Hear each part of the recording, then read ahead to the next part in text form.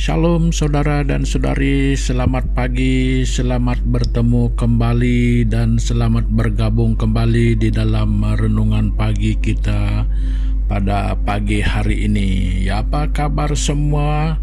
Ya, kiranya damai sejahtera Allah tetap menyertai kita semua ya, saudara-saudari jemaat-jemaat Tuhan ya, yang dimanapun kita berada pada saat dan ketika ini ya. Jadi selamat pagi sekali lagi untuk semua dan selamat bertemu kembali di dalam ruangan renungan pagi kita ya. Nah, jadi saudara dan saudari, sekali lagi kita menaikkan pujian syukur kita kepada Tuhan dan kita menyatakan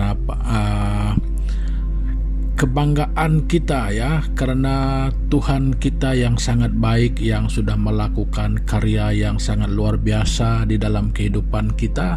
Nah, jadi saudara dan saudari semua, jadi itulah sebabnya kita masih ada pada saat dan pada hari ini karena Tuhan ya, bukan karena hebat kita, tetapi hebatnya Tuhan yang kita sembah dan yang kita percaya. Nah, saudara dan saudari semua, bagi meneruskan renungan kita pada pagi hari ini ya, sekali lagi saya dengan sukacita untuk mengajak saudara dan saudari semua untuk datang kepada Tuhan di dalam doa kita bersama ya. Mari kita berdoa. Tuhan Bapa kami di surga, di dalam nama Yesus Kristus kami mengucap syukur pada saat ini. Kami berterima kasih kepada Tuhan ya, karena terlalu banyak hal-hal dan kebaikan-kebaikan, kemurahan, berkat, perlindungan, dan segala sesuatu yang semuanya adalah indah pada waktunya. Itulah yang Tuhan sudah lakukan di dalam kehidupan kami. Jadi makanya Tuhan, layaklah Engkau menerima pujian syukur kami kepadamu, karena semuanya itu sebenarnya Tuhan jauh lebih bernilai daripada ucapan syukur kami, daripada ungkapan terima kasih kami. Tetapi Tuhan, itu selayaknya bahasa yang ada pada kami. Makanya Tuhan, terpujilah namamu karena kebesaran, karena kebaikan dan kemurahan-Mu. Oleh itu pada pagi hari ini sekali lagi Tuhan, kami bersama-sama dengan saudara dan saudari kami, jemaat-jemaat Tuhan yang ada dimanapun pada saat dan ketika ini, kami datang kepada Tuhan sebelum kami meneruskan kehidupan kami di sepanjang hari ini, bahkan di mana sekalipun kami berada. Jadi kami ingin datang kepada Tuhan untuk mencari kebenaran Tuhan lewat firman-Mu. Jadi supaya semua itu yang akan menuntun kami ke jalan Tuhan, yang akan memberikan petunjuk bagi kami, yang memberikan pencerahan bagi kami. Jadi sehingga dari semua itu Tuhan, iman kami diperkuatkan dan keyakinan kami semakin hari semakin bertambah, dan kerinduan kami akan Tuhan juga semakin hari semakin bertambah. Jadi Tuhan, ini doa kami, ini kerinduan kami. Jadi pimpin kami sesuai dengan kehendak-Mu untuk dapat mengenal kebenaran-Mu dalam hidup kami dari hari ke hari. Terima kasih Bapa, ini doa kami yang kami naikkan hanya di dalam nama Yesus Kristus, Tuhan dan Juru Selamat kami yang hidup. Amin. Nah, saudara dan saudari semua, pada pagi hari ini kita akan kita akan membahas ya, bukan juga membahas ya, tetapi kita ingin merenungkan satu tema yang mengatakan kepada kita kekayaan yang sesungguhnya. Waduh, ini seperti apakah ya kekayaan yang sesungguhnya? Nah, jadi siapakah orang yang mungkin paling kaya? Ya, jadi setakat ini, seperti apakah orang yang terkaya di dunia ini? Dan mungkin banyak juga disenaraikan nilai hartanya bagaimana. Nah, jadi pada pagi hari ini juga saya ingin berkongsi apa yang tidak disenaraikan di dalam senarai orang yang terkaya di dunia. Nah, jadi pada pagi hari ini saya akan memberitahukan kepada kita, jadi biar semua orang tahu, ya, biar semua orang mengerti kekayaan yang sebenarnya dan siapakah yang terkaya ya di dunia ini ya.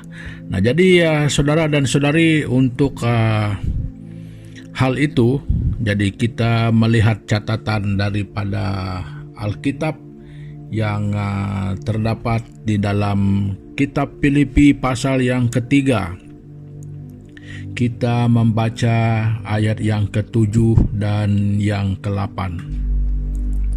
Nah, jadi begini bunyinya. Tetapi apa yang dahulu merupakan keuntungan bagiku, sekarang kuanggap rugi karena Kristus. Malahan segala sesuatu kuanggap rugi karena pengenalan akan Kristus Yesus Tuhanku, lebih mulia daripada semuanya. Oleh karena Dialah aku telah melepaskan semuanya itu dan menganggapnya sampah supaya aku memperoleh Kristus. Nah, jadi saudara dan saudari, demikianlah bunyi ayat Alkitab yang terdapat dalam kitab Filipi pasal 3 ayat yang ke-7 dan ayat yang ke-8.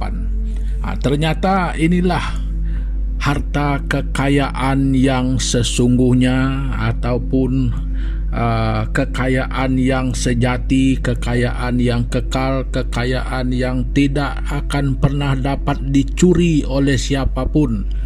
Ya, jadi kalau kita melihat ya kenyataan di dunia ini, semakin orang itu kaya, semakin orang itu sebenarnya, ya ini kebanyakan ya, walaupun tidak semua mungkin, semakin orang itu kaya, banyak hartanya, banyak duitnya, kenyataannya mereka ini takut mati, ya, karena banyak hartanya. Jadi untuk meninggalkan harta itu, akhirnya seolah-olah banyak harta itu membuat kita menjadi ya kurang bahagia ya. Dari salah satu sisi kita menjadi takut. Nah, tetapi kekayaan yang satu ini, setelah kita memilikinya, jangankan kita takut, kita akan lebih berbahagia lagi.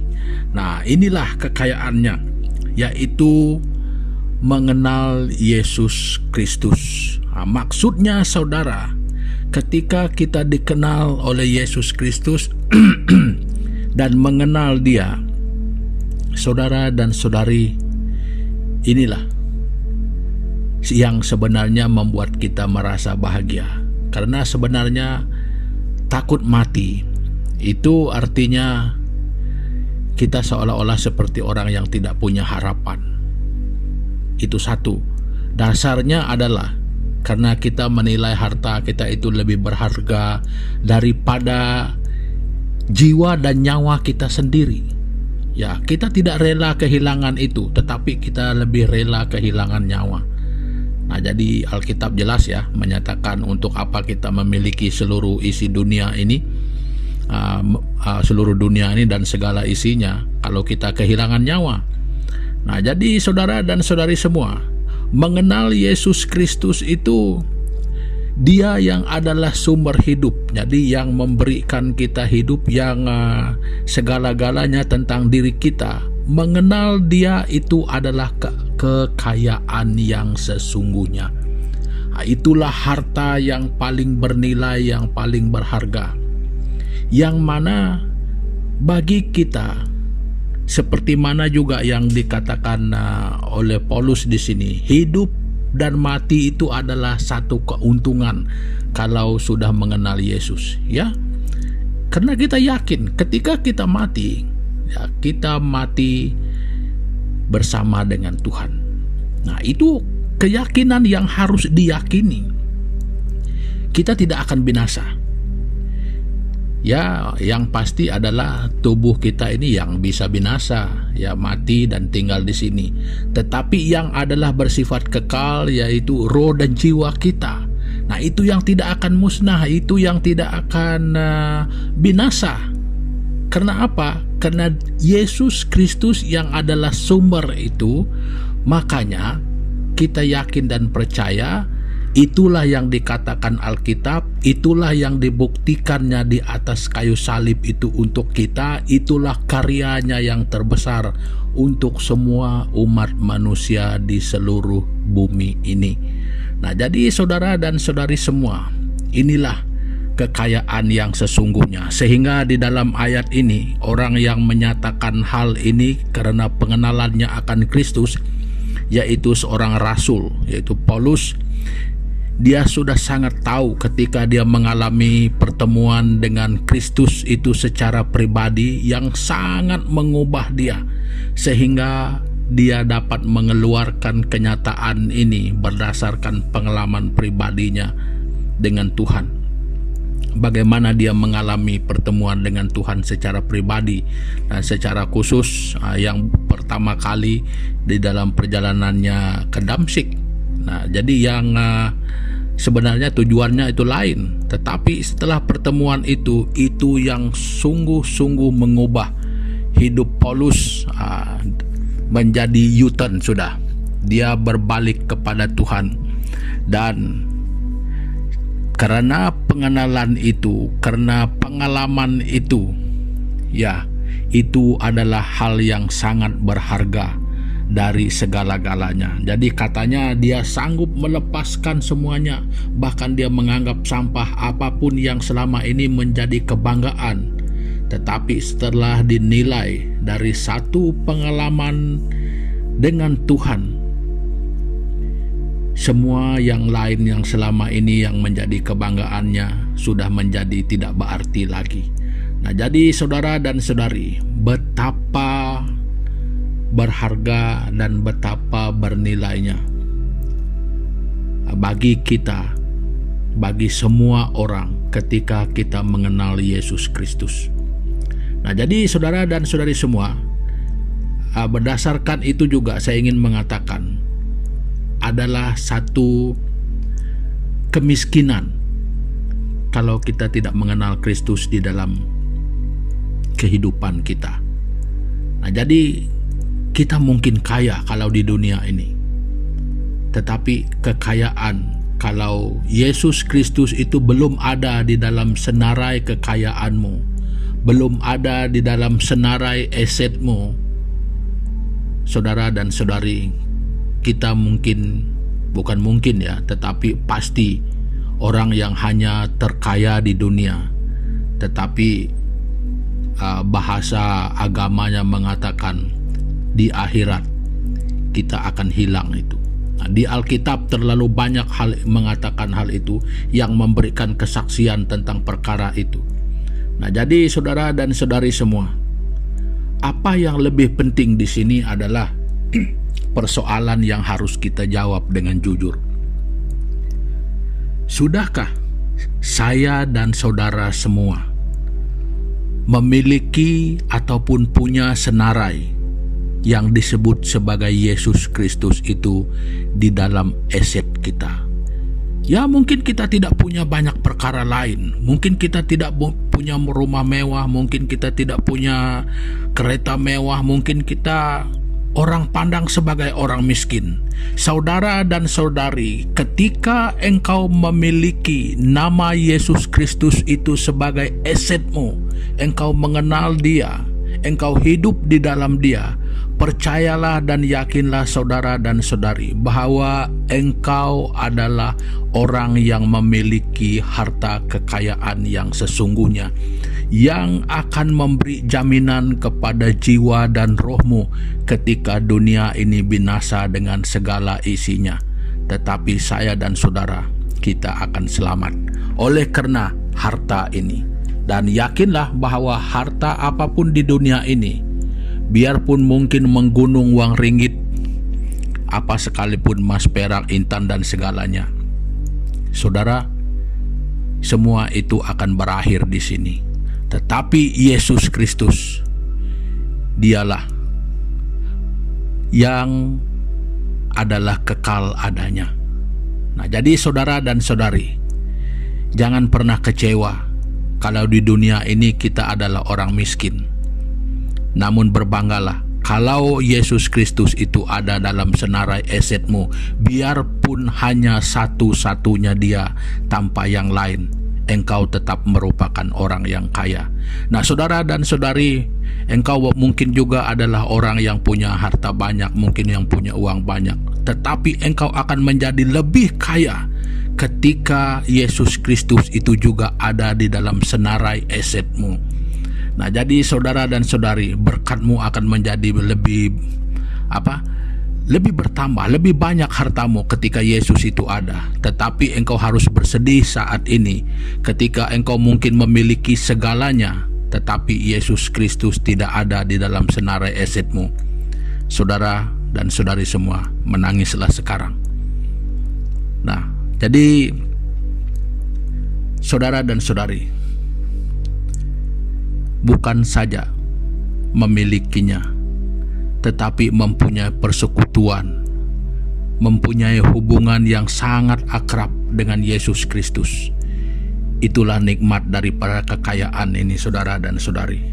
Nah, jadi dengan kesempatan ini, saudara dan saudari semua, kalau engkau belum memiliki yang namanya Yesus Kristus di dalam hidupmu, di dalam senarai aset kekayaan dan hartamu, saudara, milikilah selagi waktu dan kesempatan ini masih ada. Dan jangan sampai kita terlambat, jangan sampai kita menyesal, jangan sampai menangis yang tidak berkesudahan. Karena Yesus Kristus satu-satunya yang adalah kekal. Dia adalah Tuhan, Dia adalah Allah kita, tidak ada lain. Jadi saudara dan saudari, kalau engkau mencintai kehidupan yang sungguh, carilah Yesus Kristus sebagai asetmu yang tidak boleh tidak di dalam kehidupan kita secara pribadi. Nah, jadi saudara dan saudari semua, kalau engkau adalah orang yang sudah mengenal Tuhan, jangan berhenti sampai di sini. Masih banyak perkara yang engkau boleh lakukan, yang engkau perlu perbuat, mendalami persekutuanmu dengan Tuhan. Makanya hidup ini akan lebih menikmati kekayaan yang di dalam Kristus Yesus itu sendiri dalam pengalaman hidup secara pribadi. Nah, jadi saudara dan saudari, bagi yang sudah mengenal, jangan berhenti dan jangan sampai terlepas, dan jangan sampai engkau berdusta kepada Yesus Kristus sehingga engkau meniadakan Dia di dalam senarai aset hidupmu. Saudara dan saudari semua, jangan jual Yesusmu dengan keinginan hatimu, dengan rancanganmu yang mungkin hanya untuk memuaskan nafsumu, untuk memuaskan keinginanmu. Tetapi percayalah, tanpa Kristus, tanpa Yesus, kebinasaan itu pasti. Nah, jadi untuk yang kekekalan, untuk kebahagiaan, untuk kekayaan sejati, untuk kesenangan sejati ini, saudara dan saudari, bahkan di luar kehidupan dunia ini, tanpa Yesus, semua itu tidak akan mungkin.